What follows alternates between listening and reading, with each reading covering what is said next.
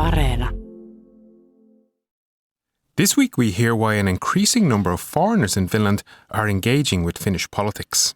Definitely the interest has peaked quite dramatically. In the interest of immigrants in Finnish politics has peaked quite dramatically since the last national elections.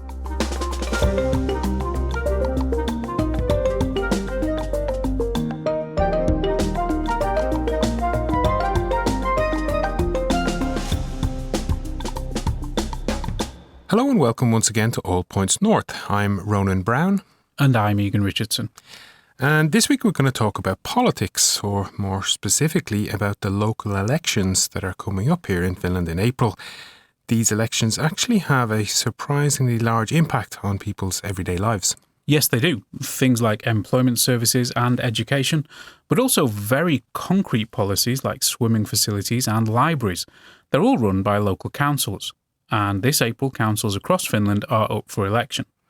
What's more, everyone who has lived here for 2 years or more, and a good number of Europeans who have been here for less than that, can vote. Yeah, European citizens, you have to have lived in Finland for 51 days to be able to vote. For EU citizens and citizens of a couple of other countries, it's 51 days, yeah. Right. We don't want to name those countries because we can't quite remember. We got that one wrong once before, so let's not do that right now. But yeah, basically, if you've lived here for 2 years or more, you can vote, and if not, check. Very good. Okay. But yes, these local elections have taken on much greater significance, I think, for a much larger group of people, especially foreigners in Finland. Now, we have seen in the past that foreigners tend to participate less than Finns in elections and in Finnish politics in general, but this trend is definitely changing. And this week we met some people who have become involved in Finnish politics to ask them how and also why. I went to meet Ronan Blomgrund, who works for the Familia Association and has been running debates in different cities during local elections, including one this week in Helsinki. He describes himself as a political nerd who loves the nuts and bolts of political debate, but found Finland a little lacking in that when he first moved here. First up, I asked him how people can get involved during the campaigns. We're here in Hakaniemi Market Hall, so there's a lot of background noise, people can hear that. But in a month or so's time, the square outside will be full of candidates and stalls and these election cottages where candidates are there trying to convince people to vote for them.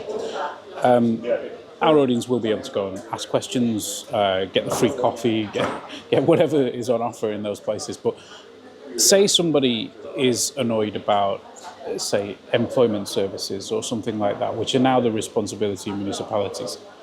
How would they go about pursuing that with candidates at election time? One advantage of elections in Finland in general, let's say national election, but also specifically the municipal and county elections, there are many candidates and many of them get elected. And because they are like in every city, like from small city to big city, they are very, very accessible because they are exactly as you said, in the market square. Some people see that like, I also heard this, why they are in the market square? We are living in this, in this digital world. Why do we need this anymore? I find this, as my wife said, when they are candidates in the market square, this is my birthday. Because I love to go and talk to them. First of all, I believe that talking to a person face to face has power that is beyond any digital interaction. And then people are really willing to hear what you're saying. Like I had in the national elections, I was talking with several candidates, at least a couple of them like got elected, and we talked about real stuff in the square. And I know that, well, specifically with these people, I got the impression that they're actually interested. You can come and talk about things that bother you. Many of them are surprised and excited about the fact that a person tried to speak to them a language that is not Finnish. I cannot promise you if you try to speak to them Italian, they will speak, but if you try to speak to them English, most of them will be very excited about that. And you can really like have an influence. That's why people should be involved, that they should get interested and do this kind of stuff. But you're setting up these panels, at least 2 panels, one in Helsinki and one in Espoo. Could you tell us a little bit about that, this tradition of having election panels in Finnish? Because it's not just your election discussion. There are election discussions in people's living rooms. Different lobbying organisations will have their own panels. Tell us a bit about that culture. Well, I've just been exposed to it as something that really happens in Finnish politics. It's more like, we all know that in the US they have these elections debate, but these are because in Finland, for every election there are so many candidates, so it gets typically, these discussions get better than these very superficial yelling like one-on-one Trump versus Biden in the US. So this can lead to meaningful discussions, and also as actually the candidates in the upcoming Helsinki elections came to me, they look also for after the panel ends, they really ask me, can we go and mingle with the crowd? We want to hear on a personal level what people care about, people from the crowd, from the audience. So this is another great opportunity to come and talk to them and pitch to them whatever you are interested in. We're talking now in early February, mid-February. There's still time to register as a candidate. I know that a lot of the parties are looking for more candidates, and people can run as candidates even if they're not Finnish citizens. If somebody's listening to this and they think, maybe that might be something for me, what is in it for them? Why would somebody do that? Is it just a lot of work, or can they actually make a difference? Well, it's work, for sure. It's work to be a candidate. But as I said, like voting for the candidate of your choice is one way to influence. Being that candidate is even stronger influence. As I said, it's not so difficult. And definitely it's not so difficult to get inside Finnish municipal councils as a deputy. And then you can have a say about a lot of things, and not only say directly just, okay, you think I'm one person. If I'm going to the municipal council and I'm the only one that votes against something, who cares about me? But your voice in the party meetings, you can decide, at least definitely in the municipal elections, inside the party. Let's say you are part of the Green Party Helsinki branch, you can try to shape where the overall Green Party is going, and that's quite an influence. And they told me, the parties, I've been in meetings with parties from all range of Finnish politics, from National Coalition Party to Left Alliance. They said, like, we want more immigrant voice because we don't know, like, we want to represent immigrants. We don't know what they think. We don't know immigrants ourselves. Many Finns, especially from certain parties, they don't know a lot of immigrants. They said, we want the immigrants in our meetings to hear what they say so we can shape our party policies. And that was Ran Blomgren there. There will be another election panel in Espoo soon, so please do keep an eye out for that on the Familia Association's channels. And if you're running your own election discussion, do let us know.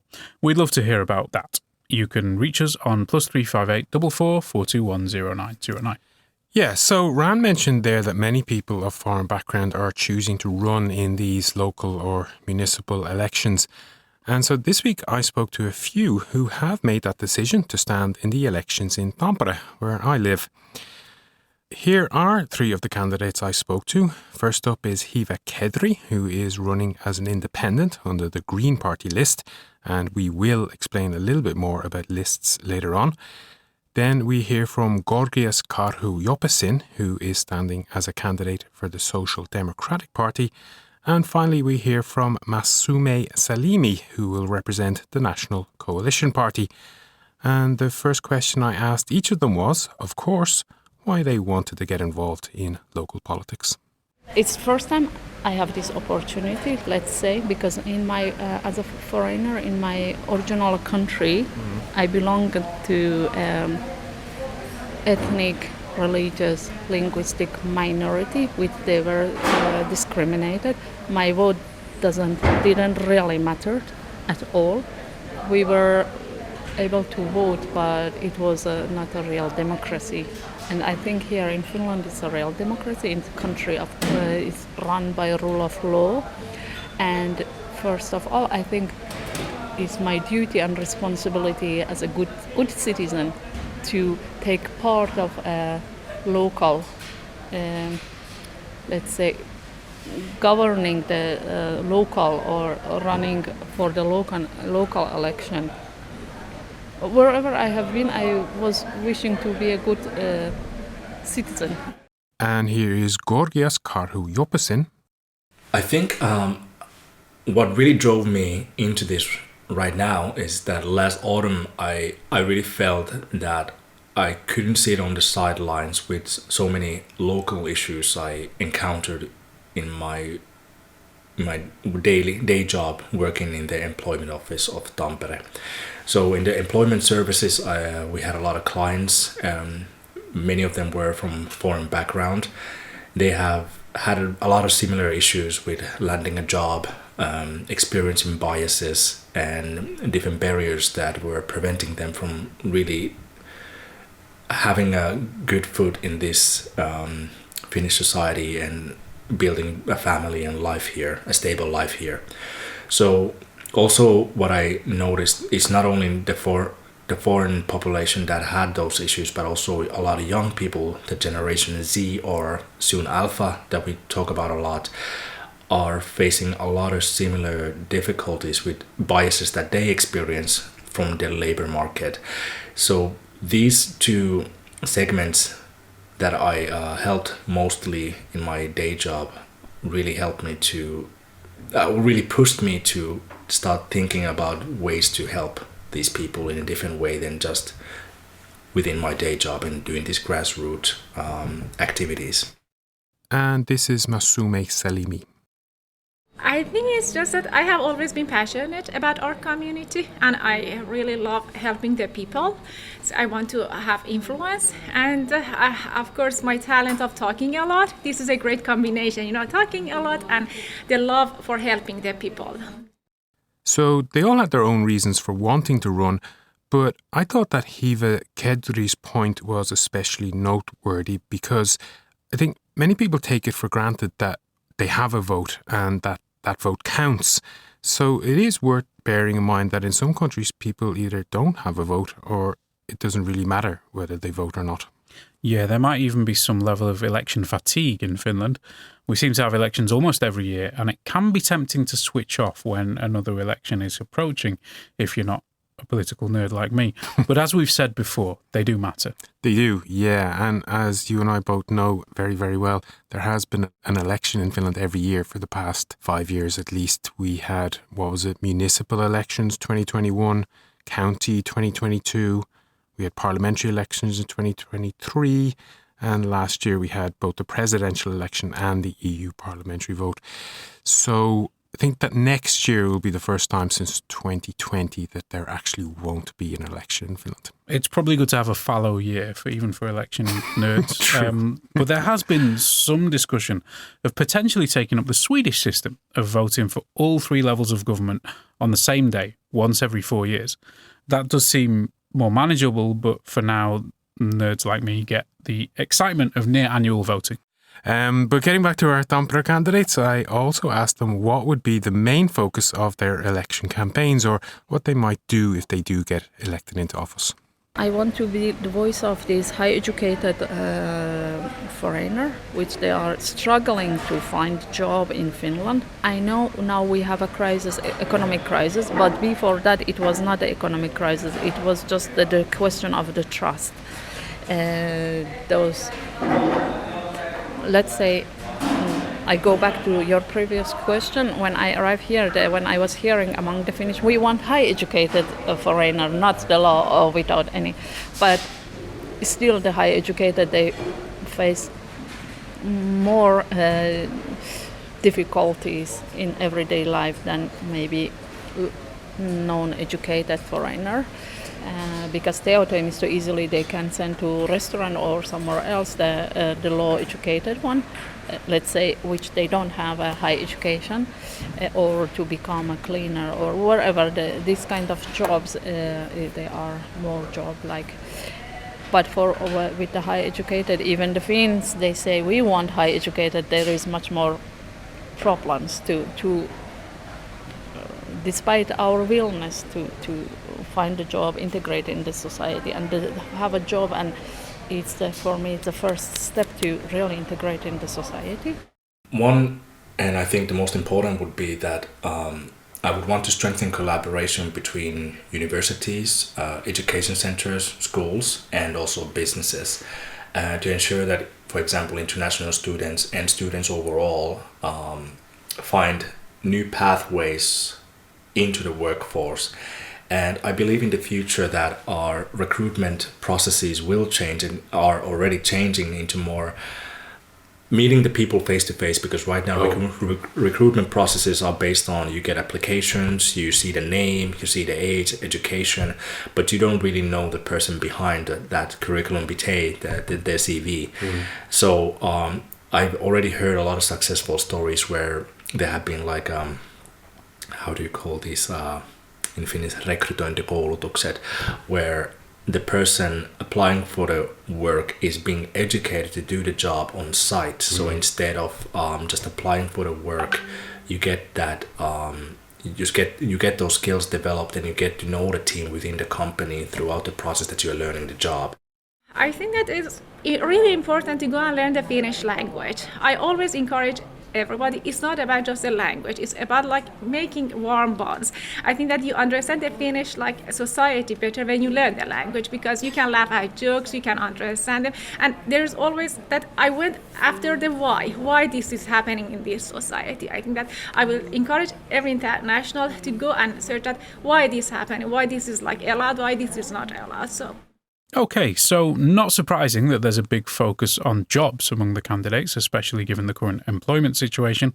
I think we would probably hear similar answers from many candidates all around the country. Yeah, absolutely. It's on a lot of people's minds. But my last question for the Tampere candidates was, why are these elections important? Or to put it another way, as per the title of this particular episode, why should people care? I think everyone, because the people, they think their vote doesn't matter in the local election, but for me it's opposite. Everyone's votes matter, especially in local election. Why? Because the people elected in local election have a direct hand in like dictating the operations of everyday life in Pirkanmaa county. And then, as I told, the local elections are much more important than the even other important parliamentary or presidential. Yes, because officials are linked to their community, or to our community personally, and it's also easier to for local elected to be held accountable. The municipal elections are extremely important because those decisions made on a municipal level can really affect even more immediately people's lives, and we can its strength by affecting and voting in the municipal elections. You're actually making sure that within a short term period, within even 4 years, there might be really concrete changes that can benefit these people, and we can change these issues that are actually impacting us, and we can visibly see them. I'm not undermining the larger elections when we talk about our the previous elections, how do you call it? Parliamentary elections. But I don't think people have enough awareness what changes can be done on a municipal level too. Can you give me an example? Yes. For example, because municipal level, we can impact, for example, policies that go around employment. We can change employment policies, school funding, healthcare investments, and all of these are also decided locally, and we can, for example, build structures that help these associations and NGOs to run better, and even funnel money for them to replace those places where we have deficiencies that come from the parliamentary level. I think these elections are very important, and it's crucial for everybody to go and vote because we are determining the direction our city will take in the coming years, and we want that make sure that everyone's voice is heard. And of course, you get the fancy of that sticker that I voted. You know, that's something that. Yeah. And the coffee on the Yeah, day. and that's. Okay, but like I said, turnout tends to be quite low for local elections. Why do you think that is? And especially for foreigners. Foreigners seem to be quite distant from the democratic process or from the elections. So do you know why that might be? Or what's your opinion? I think that probably once they are struggling a lot of challenges, financial challenges for the students, they are struggling a lot to integrate to the society. You come to the new system and everything is different from your home country. And the other thing that probably is the trust to the officials. You know, like in many countries that the people cannot trust to the officials. And that was in reverse order, Masume Salimi, Gorgias Karhu Jopesin and Hiva Kedri, who are all running in Tampere. Now, I should mention that I reached out to all of the major parties in my search for candidates of foreign background, but it wasn't, of course, possible to interview one from each party. And anyway, some of them didn't actually get back to me. But of course, all the parties are actively recruiting for candidates now, as Ran mentioned earlier. So if this episode has awoken your inner politician, then please contact the parties themselves and find out more. At this point, we should talk a little bit more about the election itself, as the electoral system is different to those used in many countries. So Finland uses the Duhont system, which is a technical term, but more on that in just a second. Yes, the Duhont. It's a bit difficult to say and a little bit difficult to understand as well. But before we get into that, it's worth mentioning here that this year we have two elections happening at the same time. So we have the regional elections, and they're also known as the county council elections, where people will vote for candidates to represent them on their region's well-being services county. So a bit of a word soup, all of that. But basically it means that the people who are on these councils will make decisions about the provision of social healthcare services. And so that's one election. And then on the same day, we also have the municipal elections or the local council elections. And just to complicate things slightly or a little bit further, Helsinki will only have one election. So people in Helsinki will not vote for a separate county council, as the body in the capital serves as both. So these wellbeing services counties were created 3 years ago to take over responsibility for health and social care from municipalities. So the local councils still run parks, schools, daycare centres, sports services, zoning and all other local government functions, just not the health centres, hospitals and care homes. And there are just under 300 of these smaller municipalities around Finland. That's like Tampere is one, Helsinki is another, Vantaa, Espoo. That's a municipality. Yeah, but I think it's really important to make that distinction. And when you are voting, you will be able to choose two candidates. You will be voting for two candidates, one for each election, unless you live in Helsinki, of course. Unless you live in Helsinki. Yeah. But when you're voting, you write your chosen candidate's number down on the ballot paper and you put that in the ballot box. And you can do that during advance voting, which this time runs from the 2nd to the 8th of April, or on election day proper itself, which is on Sunday the 13th of April. But what happens then? Well, this is that Duhont system we mentioned. Now, it might seem a bit complicated, but it's not really. It's quite simple. So each candidate is part of a party list.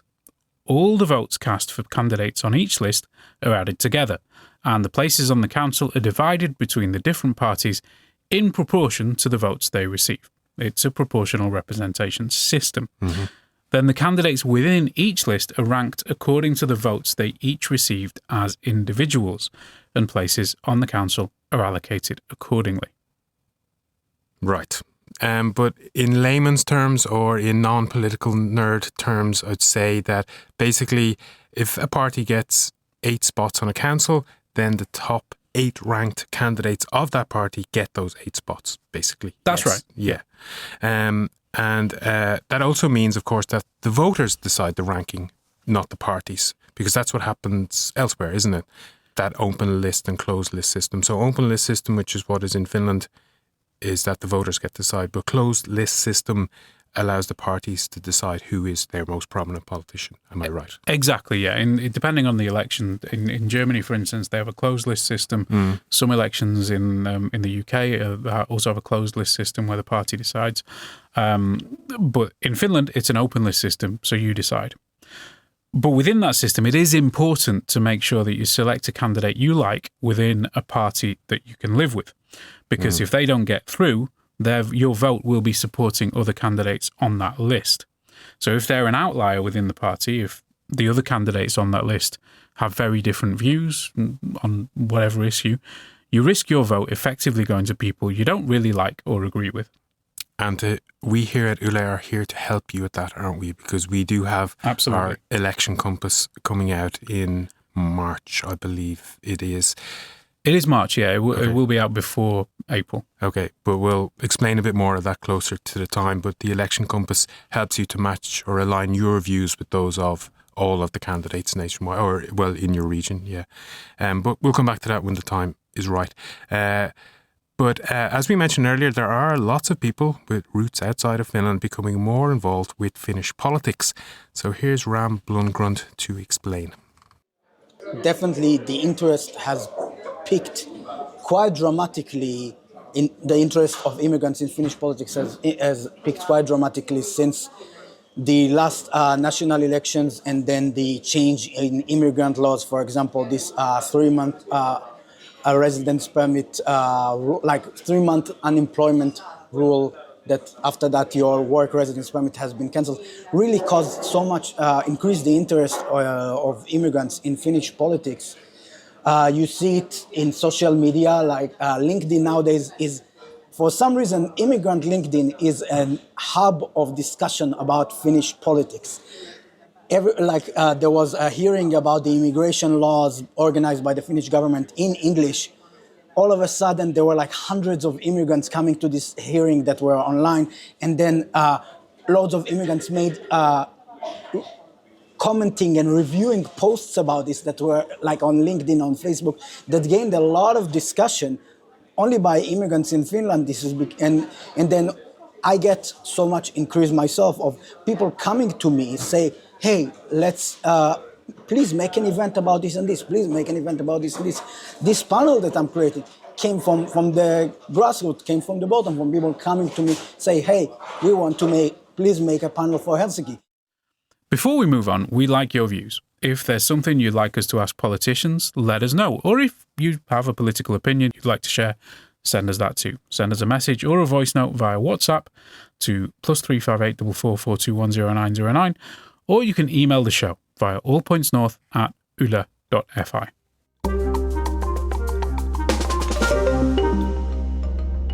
And now time for a roundup of what's been making the headlines in Finland this week. And in keeping with the theme of this week's episode, we start with news of how municipalities across Finland are adjusting to a new law change, which means they must invest more heavily in helping immigrants to integrate into Finnish society.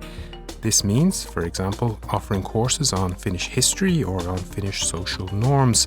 Here's Hansat Ali Awan, a resident of Joensuu in the east of Finland, giving his thoughts on the law reform.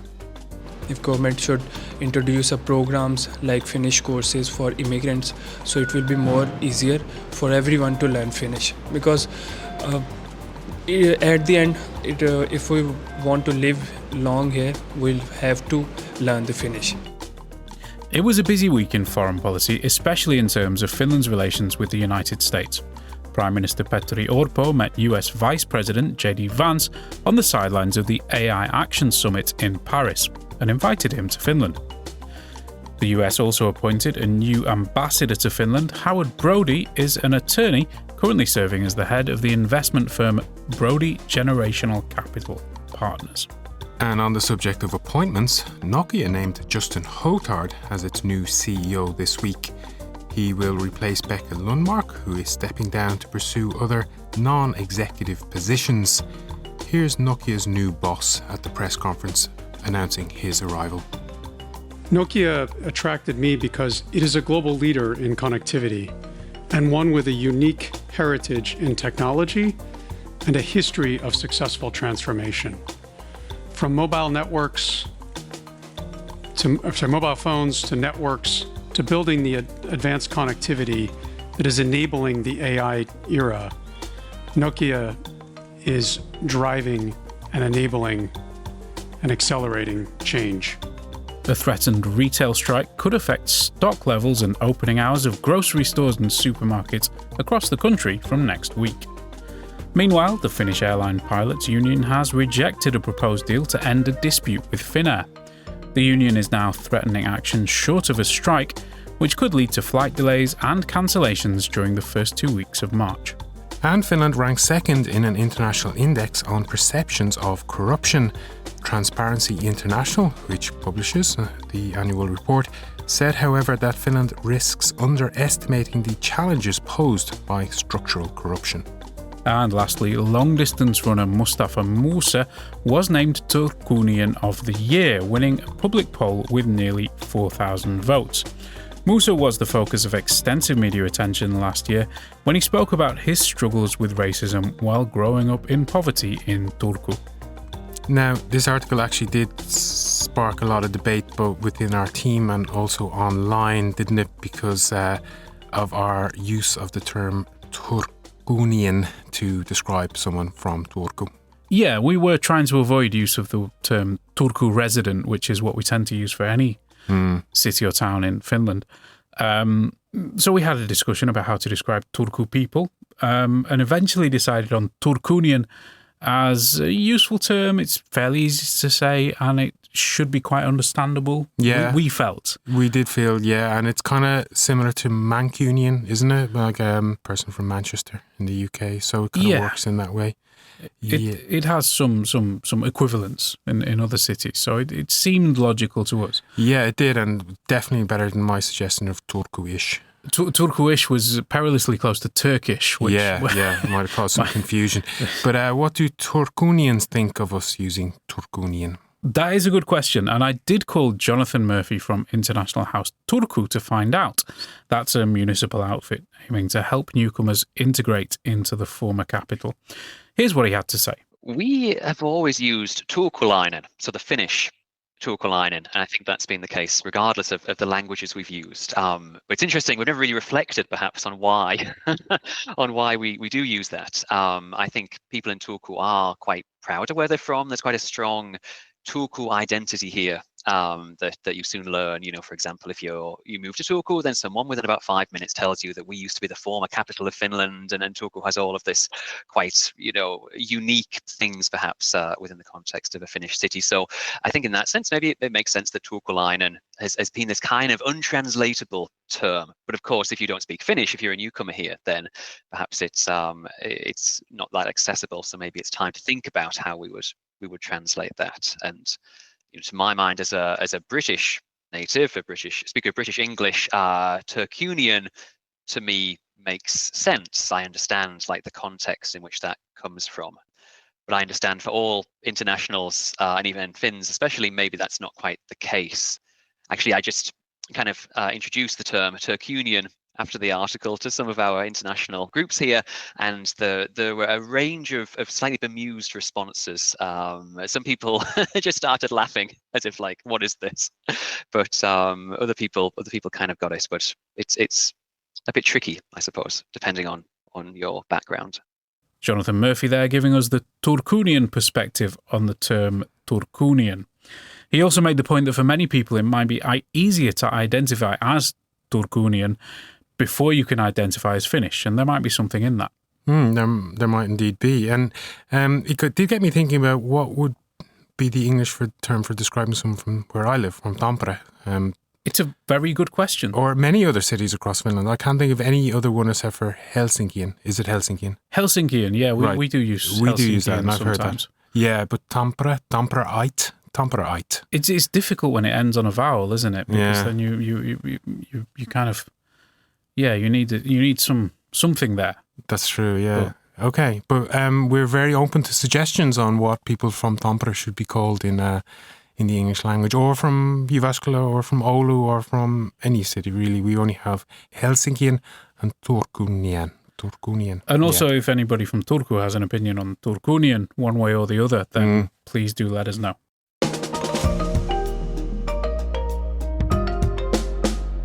And that leads us nicely into the penultimate section of this week's episode. So we started a new series at the beginning of this year called Ask Us Anything. As the name suggests, we want to hear what questions you, our listeners, have about Finland, about Finnish society, Finnish news, Finnish life, Finnish sport, anything at all that's on your mind. You ask and we will go and find the answer. This week we've had a few questions about the Finnish government's decision to stop paying national pensions to people living abroad. Yeah, there had been a lot of confusion about this one, particularly about the difference between a national pension and an occupational pension. I got the impression that some people living here were concerned that they would lose their pension completely if they had, for example, worked all their lives in Finland and then they moved abroad when they retire, for example, back to their own home country or whatever, that they thought that they would completely lose their pension. But that's not the case, is it? It's not the case, no. And a lot of people do, during their working life, when it's minus 25, think about where they might like to live if they don't have to go to work every day. And I've definitely thought of that. Sometimes the answer is not in a place where it gets to minus 25 for 6 months of the year. But no, this applies to the national pension only.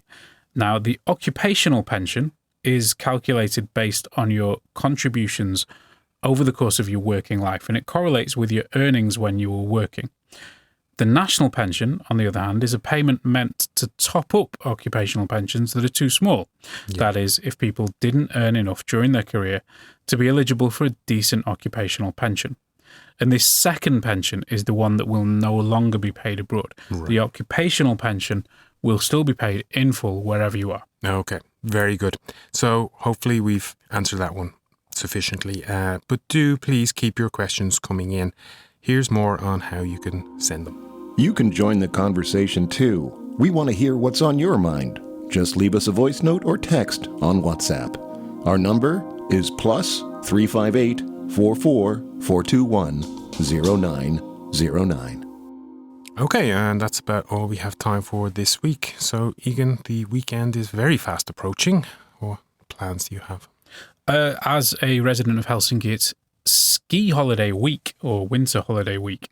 So I'll be taking the week off next week and hopefully getting some skiing in, but I'm not too optimistic about the conditions. Right, yeah, not necessarily the best time to be skiing this winter. I am heading north, but I don't know if there's going to be enough snow where we're going to actually get a lot of skiing in.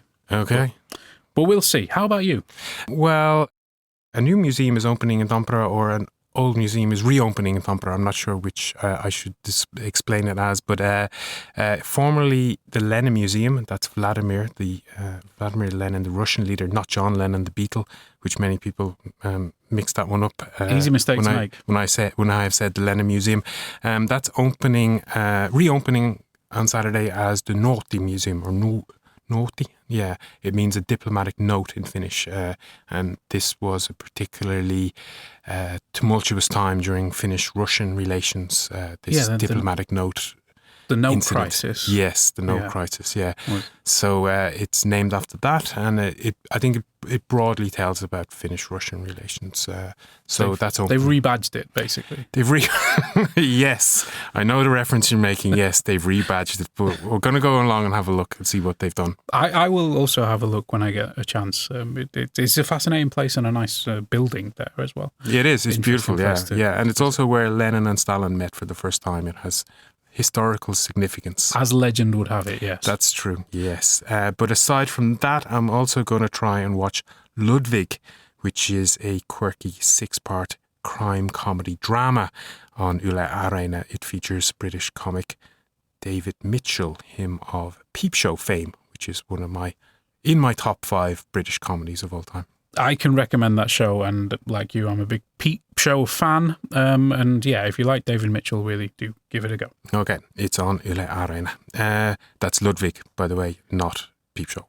Yeah, Peep Show is not on Yle Areena. But Ludwig is. Maybe we should lobby to get it on Yle Areena, but yeah, Ludwig definitely is.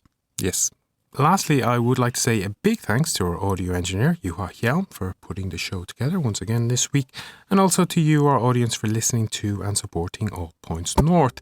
As Egan mentioned, it is ski holiday week, or weeks in Finland, so the podcast is going to take a little extended break over the next 2 weeks, but we will be back in March. Bye. Bye.